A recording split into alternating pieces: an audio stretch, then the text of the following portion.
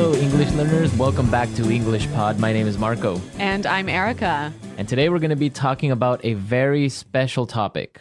That's right. This topic was actually suggested by one of our listeners. Exactly. So keep those comments coming because we want to create lessons that you need, that you want. Exactly. So what are we talking about today? Today's lesson is about applying for a visa. A very, very important topic. Yes, and specifically, it's about a visa interview. Exactly. As you all probably know, when you apply for a visa, especially for the US, you have an interview. Yes.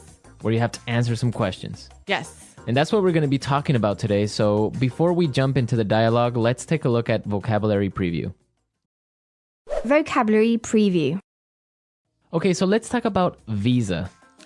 Right. A visa, it's not a credit card. No, not Visa or MasterCard. No. So a visa is an official document that you get in your passport that allows you to travel legally to a country. Exactly. So with this document, you can go into a country. Okay, so we have different types of visas. Today, we're going to be talking about a B2 visa. Right. A B2 visa is a tourist visa. A tourist visa. Yeah. This is only for the United States. Other countries may have different classifications for their visas, but B2 is for the United States. Right. So, Marco, we use a tourist visa when we want to be a tourist and just travel in the U.S. What about a resident visa? Well, you can have a temporary resident visa.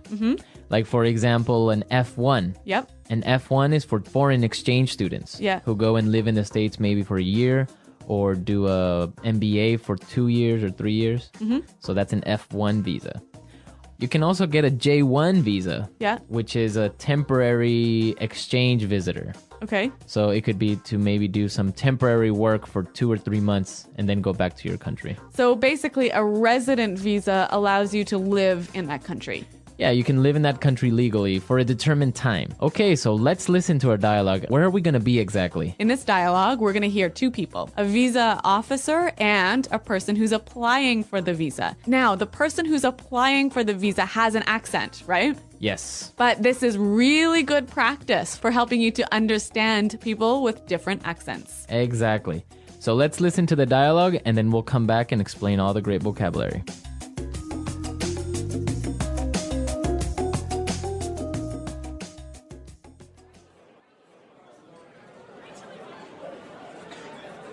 So you're applying for a B2 visa. Where's your final destination and what's the purpose of your trip to the United States? I'm going to visit my brother. He's just had a baby. He lives in Minneapolis. And how long do you plan to remain in the United States? I'll be here for approximately 3 weeks. So here's my return ticket for the 26th of March. And who's sponsoring your trip? My brother. Here. This is an invitation letter from him. I will stay with him and his family in their home. All right. Tell me about the ties you have to your home country. Well, I own a house. Actually, I'm leaving my dog there with my neighbors. I have a car at home. And my job? I'm employed by Tornell as an engineer. Actually, I only have 3 weeks vacation, so I have to go back to work at the end of March. And what evidence do you have that you are financially independent? Well, I do have assets in my country. Like I said, I own a house and see, here's a bank statement showing my investments and my bank balance. I'm sorry, sir. We cannot grant you a B2 visa at this time. Instead, you are granted a resident visa. Congratulations. You are the millionth person to apply for a visa. You win. Congratulations. Yay! All right, what a lucky guy. He applied for a tourist visa and now he's getting a resident visa. Yeah, that's great. But does this really happen, No. Marco? No, that would never happen at a consulate. Okay, well, we can dream that this might happen for us. Yeah, exactly. All right, let's take a look at the words in language takeaway today. Language takeaway. All right, on language takeaway, we have sponsoring. Sponsoring. Sponsoring. Sponsoring. So, Erica, what does it mean to sponsor somebody? When you sponsor somebody for a visa, you take care of them and make sure they have enough money. Okay. So you are the one who's responsible for all of their expenses and making sure they just have enough money. Okay. So for example, when I was 16, I made a trip to another country. Yep. And my parents were my sponsors. So they took responsibility for your money. Exactly. Okay. Let's look at our next word. Invitation letter. Invitation letter. Invitation letter. Invitation letter. Now, this is a really important part for a visa application. Yes, very important. What is an invitation letter? Well, an invitation letter is a formal letter that a friend or a relative or maybe a business writes to ask you to come to their country. Exactly. So you're being invited for a specific purpose to the United States. Yeah, and you have to give this letter to the visa officer. Okay. Invitation letter. Our next word. Ties. Ties. Ties. Ties. Looks exactly like tie, like the one you wear in your suit. Not quite the same though. All right, so what are ties? The ties you have to your country are the things that keep you attached to your country. Okay. That make sure that you will return to your country. Okay, so what are some examples of ties? Like maybe a house or a wife or a child or maybe some money in your bank account. Okay. Or a job even. Okay, perfect. Yeah, a good way to think of this is imagine like a rope that's attached to you and tying you to your country, to your house, to your job, to your kids. Okay, so you can't run away. Exactly. Okay, that was clear, but let's listen to some more examples of how we would use ties. Example 1. I sold my house and closed my bank account. I don't have any more ties to my home country. Example 2. Alvin enjoyed being single. He wasn't ready for the ties of family life. Example 3. Diplomatic relations have improved, and the ties between the two countries are stronger. All right, it's clear now. Let's look at our next word. Financially independent. Financially independent. Financially independent. Financially independent. So that means that you don't need anyone. That you have enough money. You have enough money for yourself. Right. So you don't have to ask your parents to pay for your ticket or pay for your food or whatever. Okay. And our last word for today. Assets. Assets. Assets. Assets.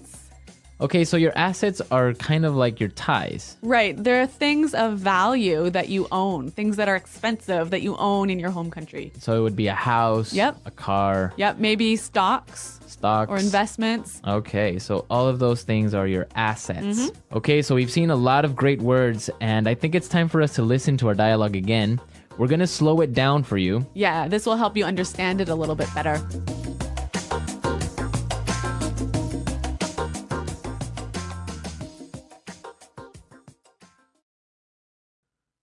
So, you're applying for a B2 visa. Where is your final destination, and what is the purpose of your trip to the United States? I'm going to visit my brother. He's just had a baby. He lives in Minneapolis. And how long do you plan to remain in the United States? I'll be here for approximately 3 weeks. See, here's my return ticket for the 26th of March. And who is sponsoring your trip? My brother. Here. This is an invitation letter from him. I'll stay with him and his family in their home.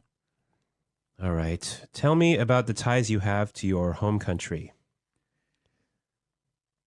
Well, I own a house. Actually, I'm leaving my dog there with my neighbors. I have a car at home and my job. I'm employed by Tornell as an engineer. Actually, I only have 3 weeks vacation, so I have to go back to work at the end of March. And what evidence do you have that you are financially independent? Well, I do have assets in my country. Like I said, I own a house. And see, here's a bank statement showing my investments and my bank balance. I'm sorry, sir. We cannot grant you a B2 visa at this time. Instead, You are granted a resident visa. Congratulations! You are the millionth person to apply for a visa. You win! Congratulations! Yay!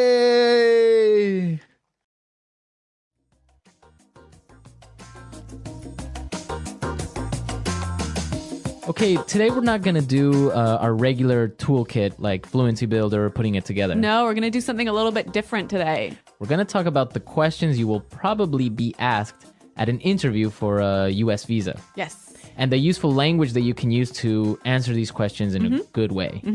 Okay, so let's take a look at our first question. Where is your final destination, and what is the purpose of your trip to the United States? Where is your final destination, and what is the purpose of your trip to the United States? So this is probably going to be the first question the interviewer is going to ask you. Yeah, so Marco, I know you have a lot of experience with U.S. visas. How should we answer this question? Well, it depends on what you're doing, right? Right. So if you're a tourist, you would say, I'm going on vacation to New York or anywhere. Also, if you're visiting a family member, like in our dialogue, you would say, oh, I'm going to visit my sister or my brother or my cousin. If you're applying for a business visa, then you would say, oh, I'm going to visit a company or etc. Right. So you just have to say why you are going to the States. Now, is it important to be really specific? Yeah, the more specific you are, it's probably better. So if you can name the state and the city where you're going, it's much better. Okay. All right. Well, let's listen to our next question. How long do you plan to remain in the United States? How long do you plan to remain in the United States? Okay, so this is a really important question also because in your application, you have to put how long you plan to stay in the U.S. Right. It's a pretty straightforward answer. 2 months, 1 month, 3 weeks. Right. But you just have to make sure that your answer matches what's written in your application form. Yeah. Exactly. Okay, now let's take a look at our last question. Tell me about the ties you have to your home country. Tell me about the ties you have to your home country. Well, I think this is maybe the most important question that they'll ask you, right? Yeah, this is the most important question. This is what the interviewer is most interested in. Okay, so why is he interested in this? Because he has to be sure that you will not become an illegal immigrant to the United States. So that you will return to your home country. Exactly. He or she has to be convinced that you're going to return to your home country. So how can you convince him? Basically by demonstrating your ties. So showing the things that will pull you back to your home country. So if you take documents to support this, bank statements, maybe a copy of your mortgage. Yep, like maybe your wedding certificate. I don't know, even a letter from your office, from your job. So that shows that you have to return to your work. The more things you bring, the better, even though the interviewer might not ask for the documents. Okay, it's better to be safe, right? Exactly. So come with a huge file full of things. Exactly. Yeah. I've had friends who've arrived to the embassy with a huge file of documents and weren't asked to show any of the documents. Right. But other interviewers will maybe ask for it. Okay, so now let's listen to the dialogue again. And you'll hear how our traveler answers these questions.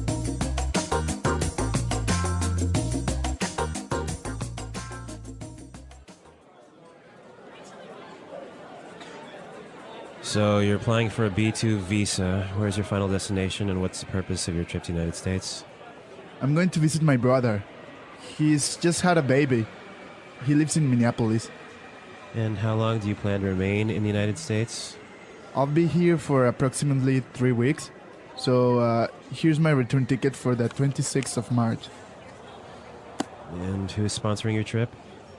My brother. Here. This is an invitation letter from him. I will stay with him and his family in their home. All right. Tell me about the ties you have to your home country.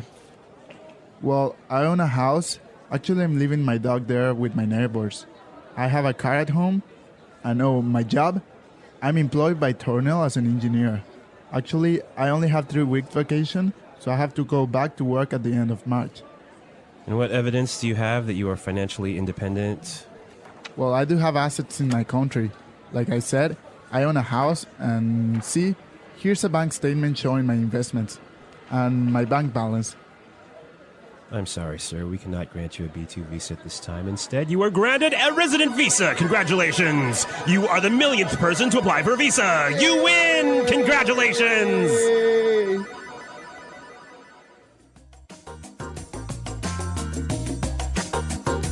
Well, I hope this was a useful lesson for all of our listeners because I'm sure that in one point or another, in the future, you're going to apply for a visa. Mm-hmm. So now you know all the language that you need to more or less answer all these questions that you're going to be asked. Yes. And Marco, I'm sure that people have already applied for visas for the US, right? Probably, yeah. And I want to hear from our users any stories that they have about applying for a visa. Yeah, that would be great. I know that I have some stories to share on the comments board. Mm-hmm.